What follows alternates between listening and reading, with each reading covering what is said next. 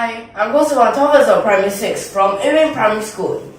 This time, we're still at ordinary differential equations. Now, ordinary differential equations, for the past two lessons, we have an example. And this example, we have used three different methods. First method, the Euler's formula. The other two methods are actually a bit of like factorization. But just that during the factorization, we have different ways. Like for example, one of them, we continue factorizing and use the quadratic formula. But another, after we factorize, we straight away use the quadratic formula. But either ways, we all get the same thing. But right now here, I am going to verify this. So to verify this is our y. So our y. So I think I'll just write this again. So we usually want to use C1 as, well, these numbers you might get confused yourselves. So we can write C1.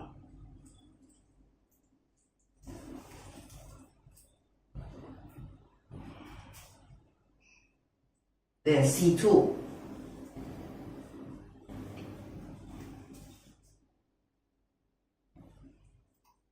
Then C3, and so on.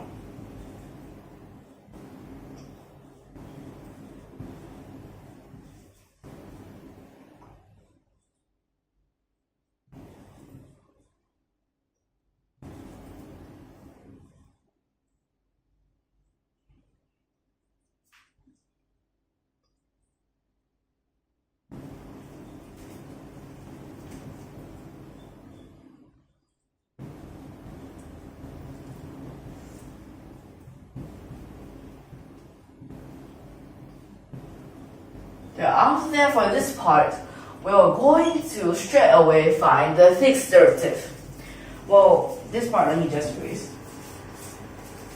Okay, we're going to straight away find the sixth derivative. Now, finding the sixth derivative, you might think, keep using the product rule.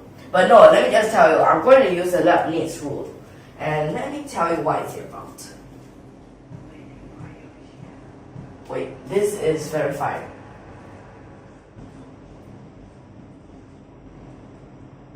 Okay, for example, right now here we want the sixth derivative. So firstly, this is the sixth derivative. So firstly, we differentiate u. So u sixth derivative, then times v. Then plus 6 of the u fifth derivative, then times v first derivative. Then after that will be 15. This is something like going in the Pascal triangle order from 1, 6, 15, then 20,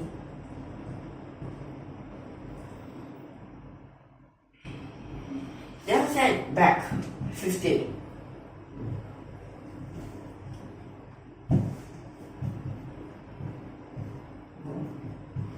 Then 6.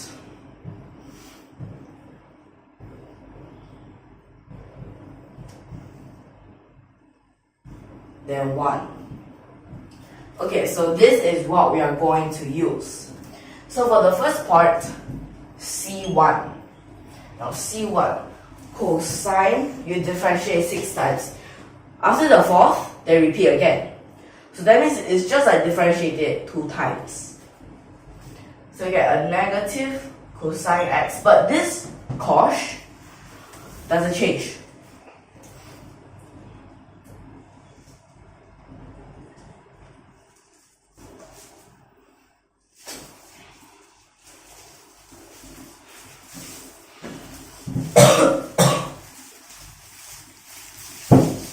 Then after that, for this part, negative, then what you have is 6. You differentiate once, you get a square root 3. Then here 6 square root 3 sine. Then cos differentiates to be this. The hyperbolic function like something for sine.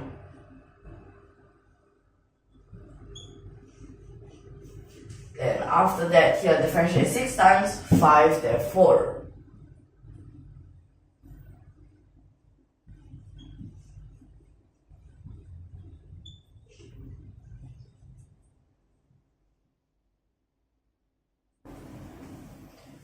Then 3.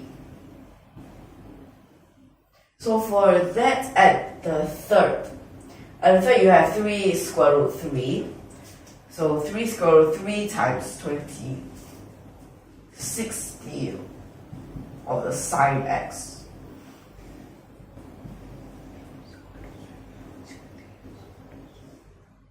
Wait, there's a square root 3 here.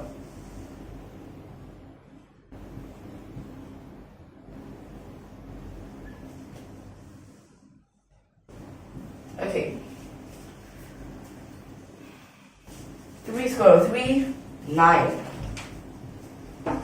9 you have to times 15. So it's 135. So that means you'll get 135, then it will be cosine. Cosine x. Then this will be a cosh.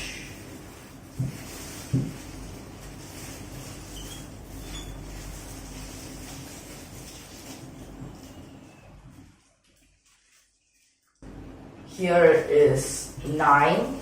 Then after that is 9 square root 3.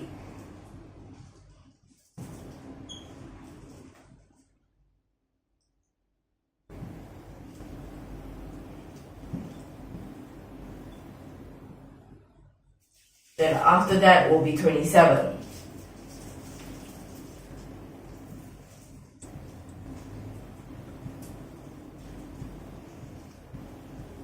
Okay, so this is for C1. That's it. C2. For C2 is this part. Okay, so you still get negative cosine x. First part is this. Okay, so basically it's something similar, except that this part cosh, just like that.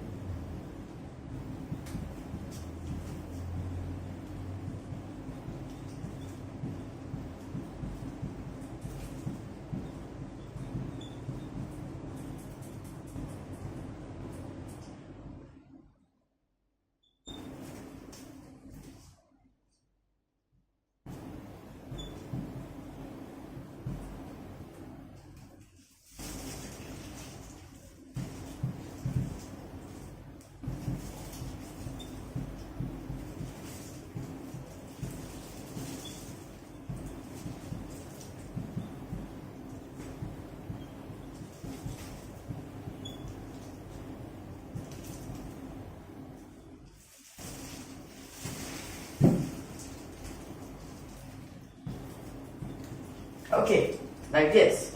The next part will be a bit different, because in the next part, here is the sine. Now sine, when you differentiate 2 times, although it's still negative, but still you have to be really careful. Okay, after that, for this, differentiate 5 times, but then we'll change it to a plus. But this coefficients will remain the same. Then behind here, just keep changing.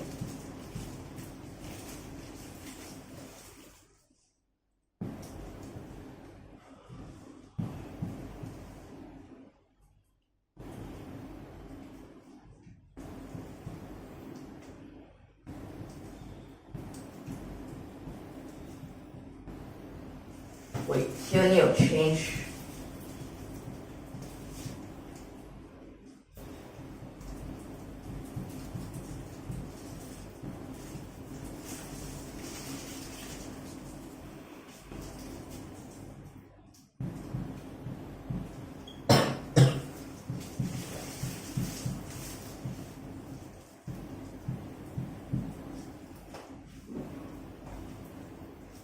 Then after that, here will be plus again.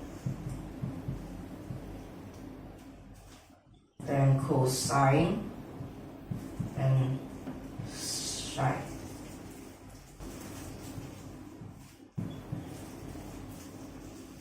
Okay.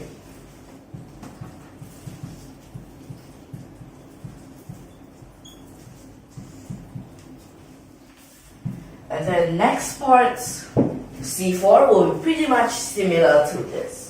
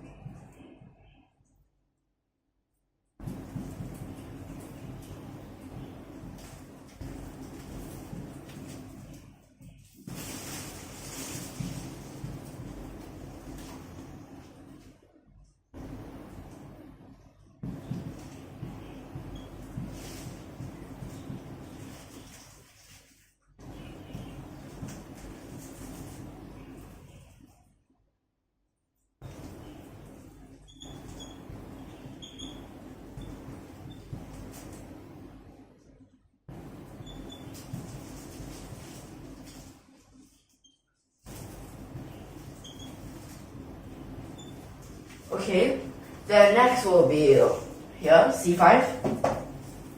But differentiate 6 times. 2 to the power of 6, well, that will be 64. Well, cosine differentiate 6 times. So here will be a negative, but it still be cosine.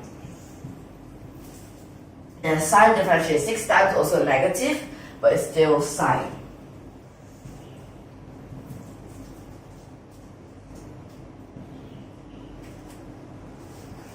Then after that, last time when I used English, we calculated 6 factorial, and that is 720. But if you have never seen that, then you can use the calculator again. Like here. So to make calculations faster, because you know sometimes when you just work out by hand, you might make mistakes somewhere. But for this calculator, you just have to type in the correct things and it'll give you what you want. Okay, here constant definitely don't have. Okay, next part. For the next step, we have to try to put all these together to see which part can we cancel out. Let's see. For example, cosine x cos square root 3x. Here we have 1, negative 1.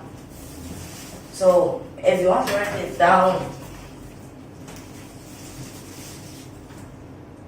okay, so here negative 1, then here plus 45. After what you still have here, minus 135. Then at last you still have this 27.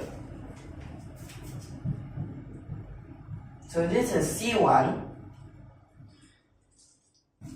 cosine x cos square root 3x. And this part, what would you have? So for these, let's just calculate first.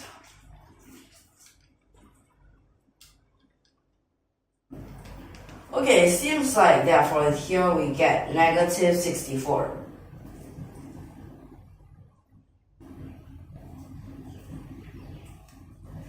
Negative 64. Next part, we look at, can we cancel out these 3? Well, negative 6, 60, of course. So that means this part we don't have to worry, since for C1 you don't have that. So definitely they must cancel out. If not, there will be something wrong. Okay, next here, negative 1, same. 45, same.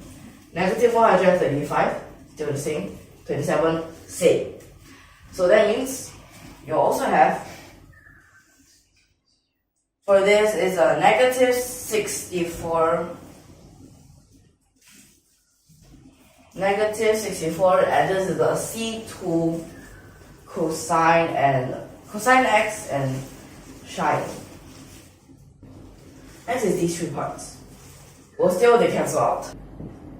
First part, I've already told you about this.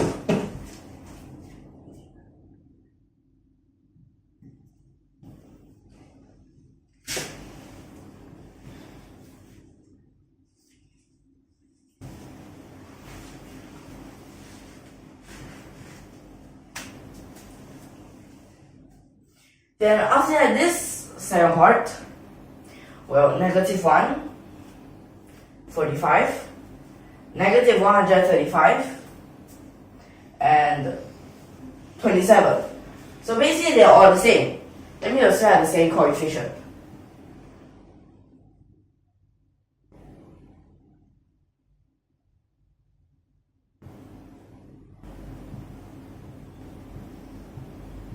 Like this. Then after that here, which we don't want, let's check. Negative 6 square root 3, 60 square root 3, negative 54 square root 3. Definitely they cancel out. Next part, here. Negative 1, 45, negative 135, 27. Okay, same thing.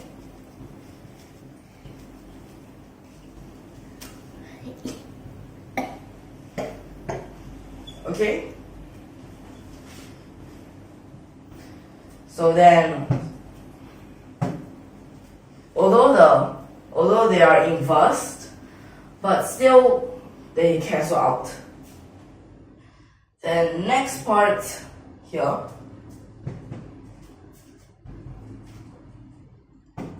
Okay, same.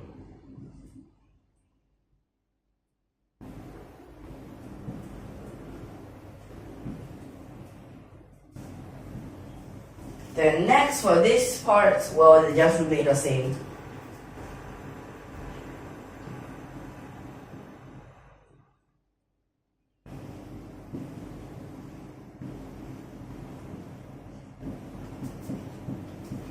Okay, so these will be what you get.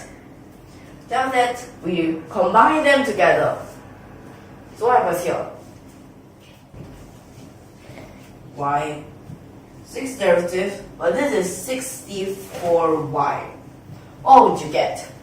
Here, times 64, minus 64, cancel. Times 64, minus 64, cancel. Cancel. Still cancel. 2 times 64, still cancel out. These two, still cancel out. You have this, one of these x to the power of 6. Then here, times 64. If you're not so sure, then you can still use a calculator to check. So very quickly, just check. Then here will be, okay, it's still 0. So that means these parts still cancel out. That means it's still this. Is it right? Yes, it is right. So that means this solution that we get is correct. So sometimes you don't have to work out all of them. You can straight away use the Leibniz rule to straight away jump to this. Because imagine if you still write all of those. First derivative, second derivative, well, how about I straight away jump here? Okay, so for this part, I'll end here. So I hope that you all can understand so far. So if you like our videos, don't forget to subscribe to our channel. Thank you for watching.